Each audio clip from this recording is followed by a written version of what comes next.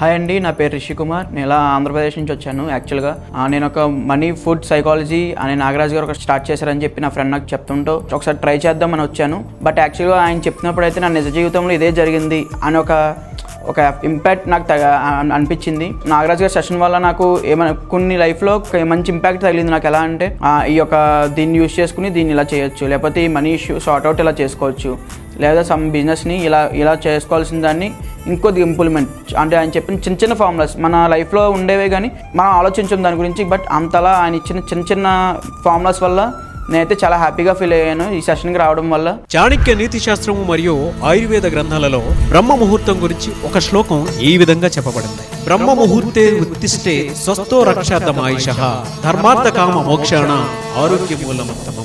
ఈ శ్లోక అర్థ వివరణ ఏ విధంగా చెప్పబడింది అని అంటే, బ్రహ్మ ముహూర్తంలో మనం లేవటం వలన మన ఆరోగ్యాన్ని ఆయుష్ని పెంచుతుంది. మన ఆరోగ్యం ఎప్పుడైతే బాగుంటుందో ధర్మము అర్థము కామము మోక్షము ఎప్పటికీ సాధ్యమవుతూనే ఉంటాయి అని చెప్పబడింది. అంటే ఆరోగ్యమే సరిగా లేకపోతే ధర్మ అర్థ కామ మోక్షాలు ఎప్పటికీ సాధ్యం కాదు అనేటువంటి విషయాన్ని చెప్పబడింది.